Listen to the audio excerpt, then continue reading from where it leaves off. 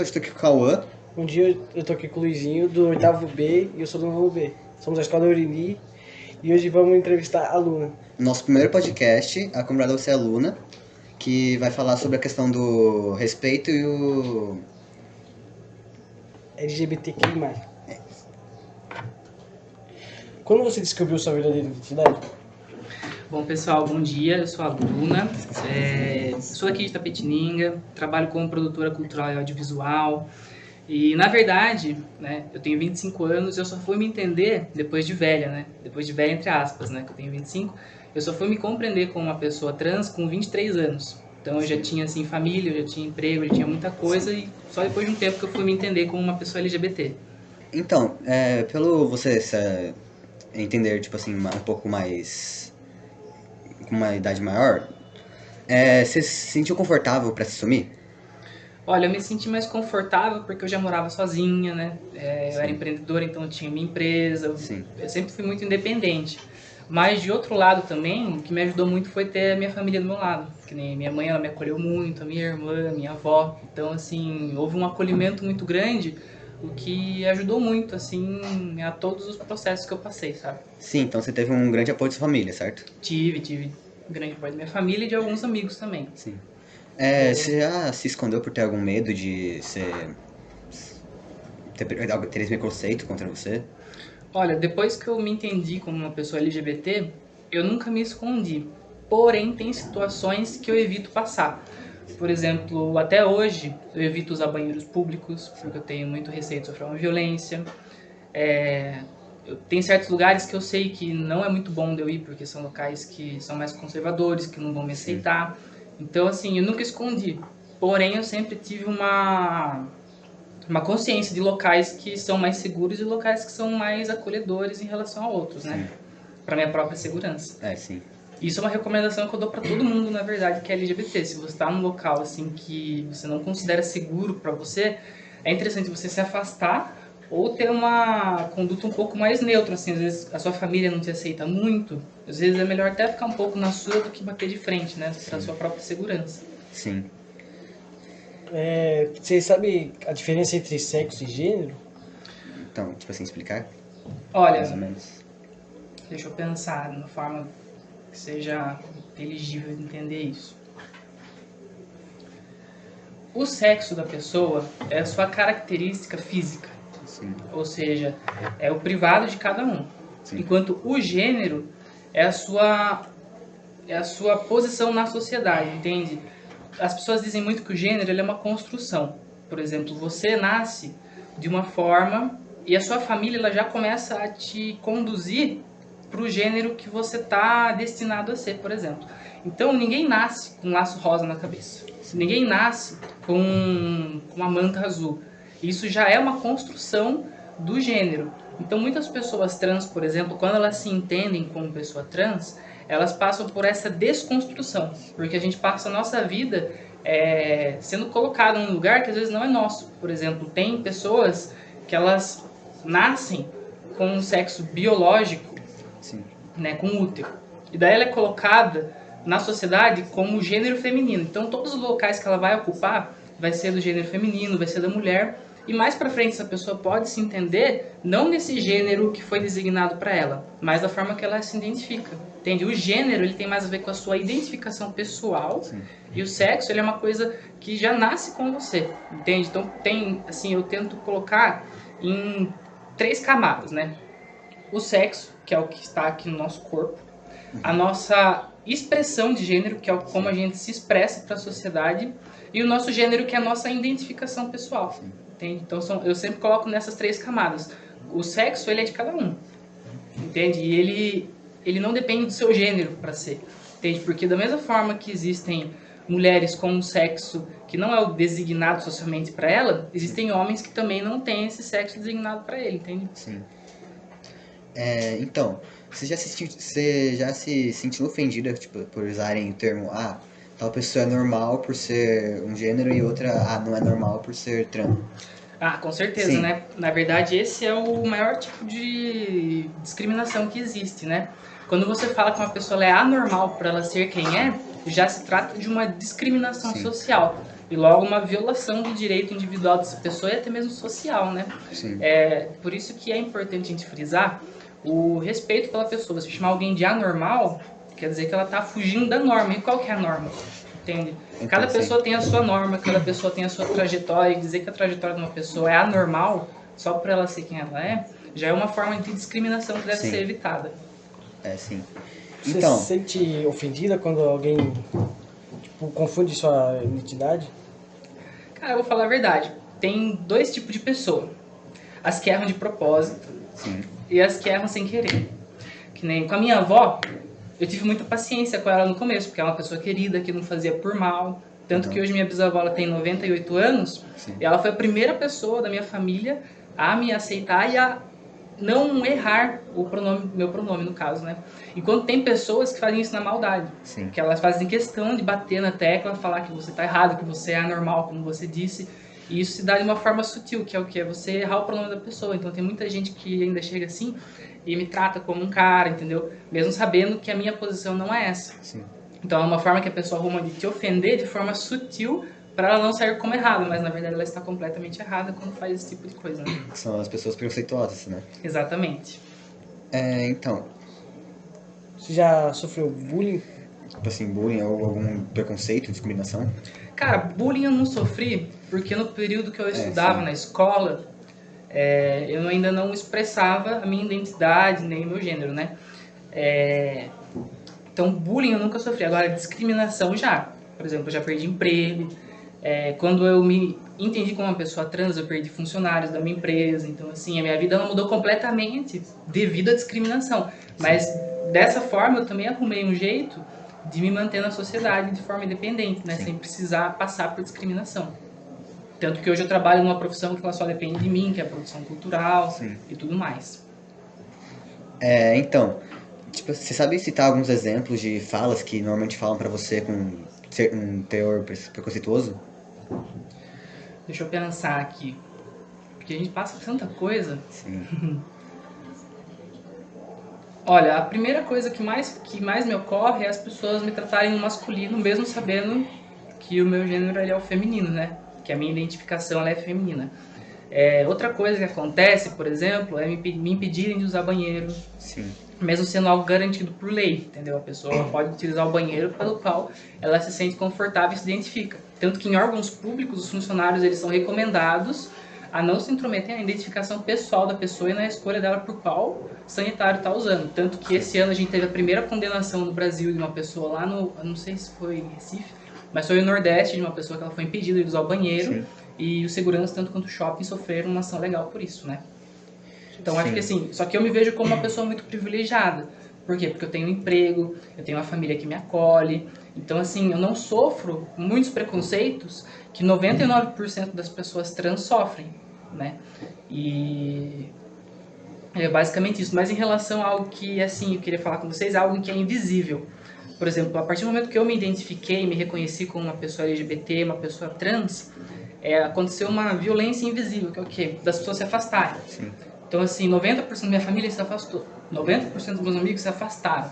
Eu leio isso como uma forma também de violência velada, porque é o que? É você apagar a pessoa na sociedade, isolar ela e excluir ela da sociedade, entendeu? Sendo que o nosso direito é conviver socialmente com as pessoas, né? Sim. Então é um apagamento que acontece, é uma violência velada e que todas as pessoas LGBT ou trans sofrem no Brasil. Sim, e aí acaba, nesse momento que você acaba percebendo quem tá perto de você porque gosta de você, no sentido de, tipo assim, ter carinho com você, e quem não tá, né? Uhum. É nessa hora que você entende, assim, quem tá por conveniência, né? Sim. E quem se afasta por achar que tá próximo de uma pessoa LGBT vai sujar a imagem dela. Isso Sim. mostra, além de um egoísmo, mostra um preconceito, Um né? preconceito muito grande, né? Então, tem muitas pessoas que falam, respeito, mas não aceito. O que você acha disso? Cara, assim, falar a verdade, você não tem que aceitar ou não uma pessoa na sociedade. Sim. Ela tá ali, todos temos direitos iguais perante a lei, perante a Carta dos Direitos Humanos. Você aceitar ou não a pessoa não vai fazer ela deixar de existir, entendeu? Respeitar é o mínimo.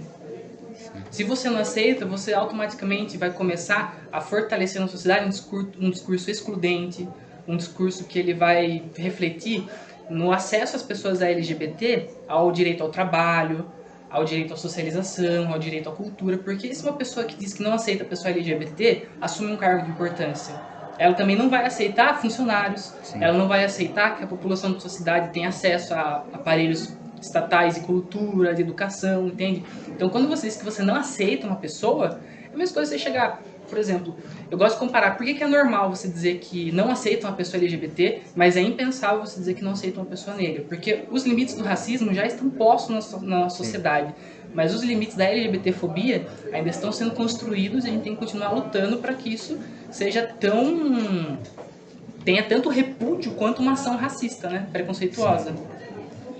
Então, você demorou pra contar pros seus pais ou foi rápido, assim? E como foi contar pra eles?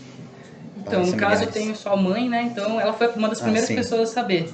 Então, eu não tive muito problema, sabe? Conversei com ela na boa, assim, por quê? Porque eu já sabia que era uma pessoa cabeça aberta, que ia me acolher. Então, eu conversei com ela e o apoio dela foi incondicional, né? Sim.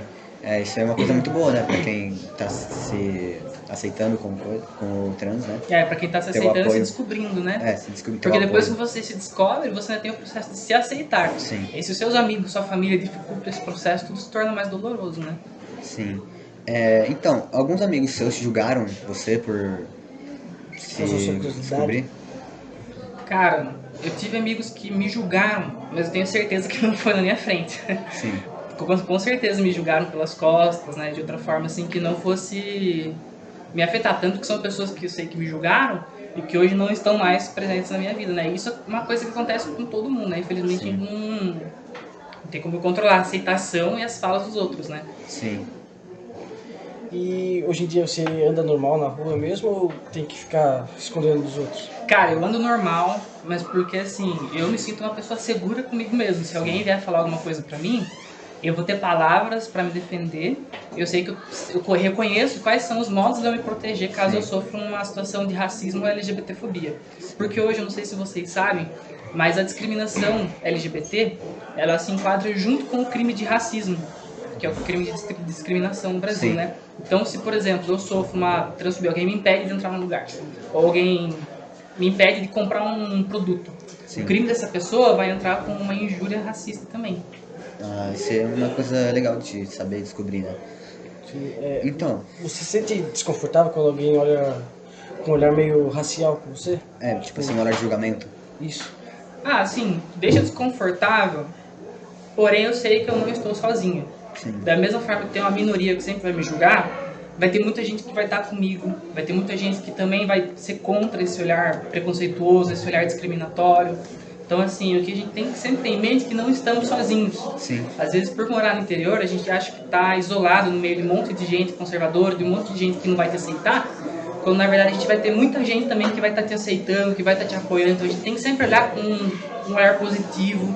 E, assim, da mesma forma que uma pessoa te discrimina, muitas vezes ela está indo contra até a sua decisão religiosa. Por exemplo, uma pessoa cristã, ela acredita que todo mundo que foi criado por Deus tá em pé de igualdade.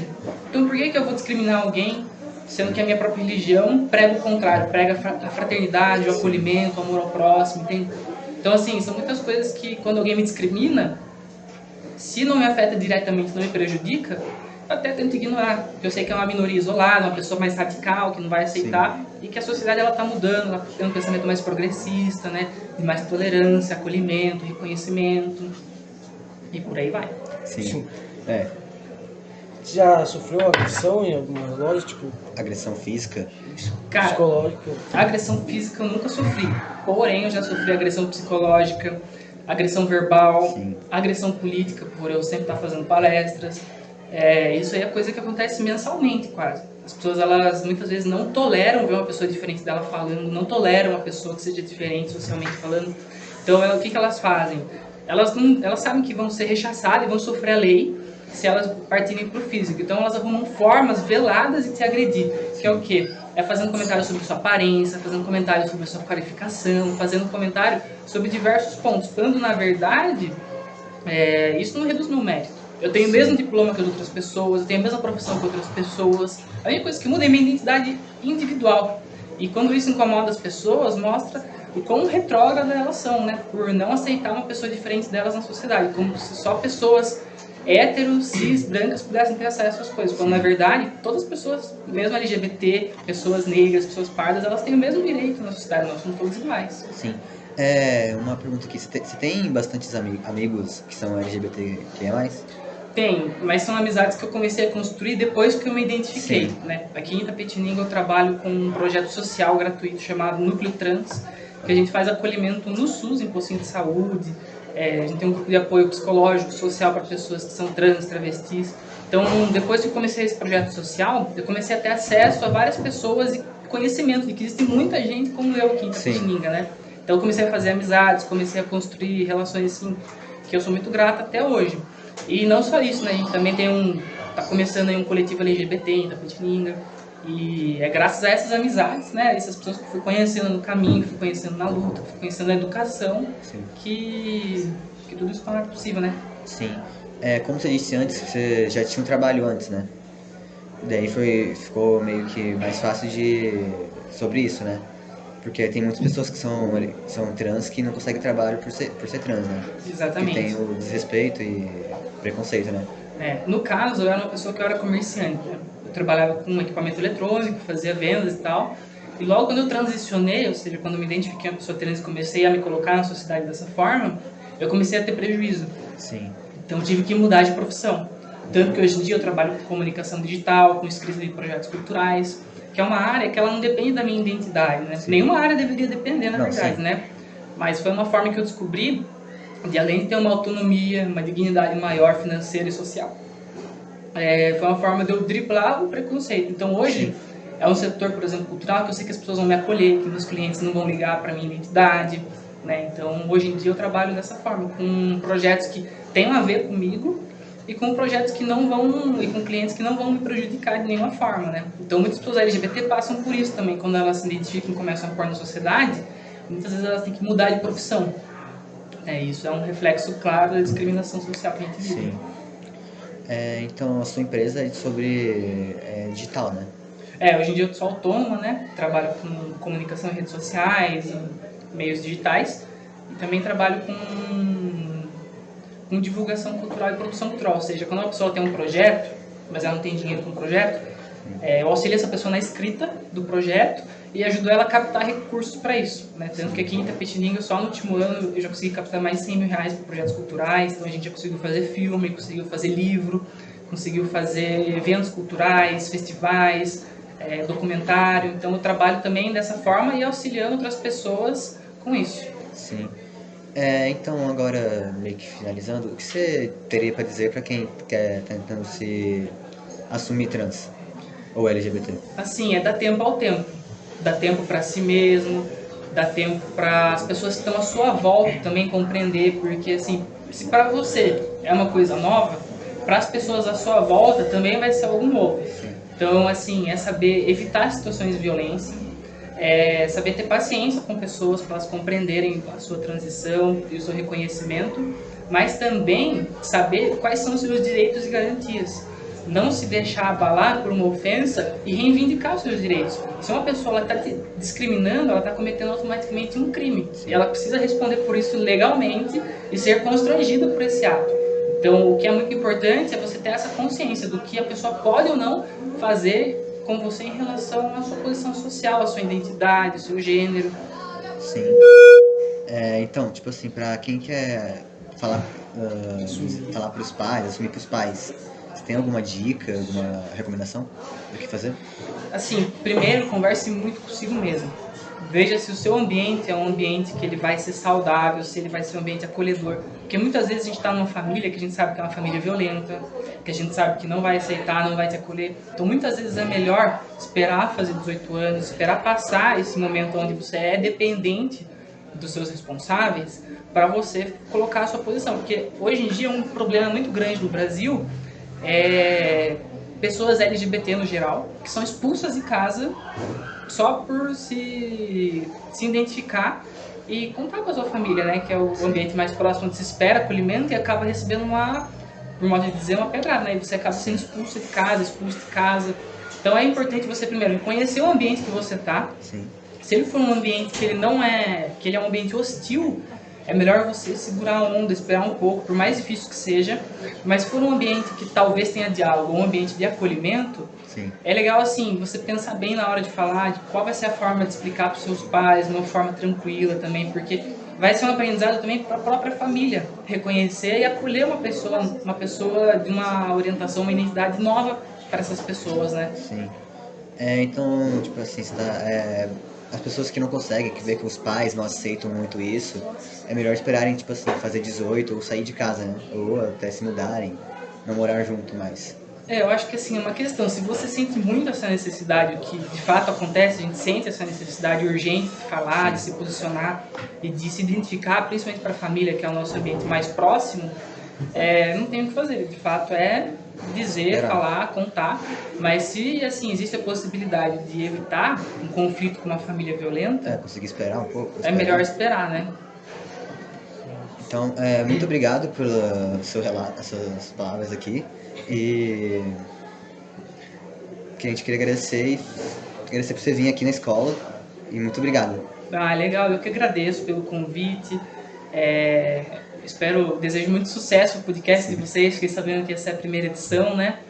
É muito importante que a gente tenha nas escolas atividades jornalísticas como essa, para os estudantes irem aprendendo como levar informação, como dialogar com a própria comunidade.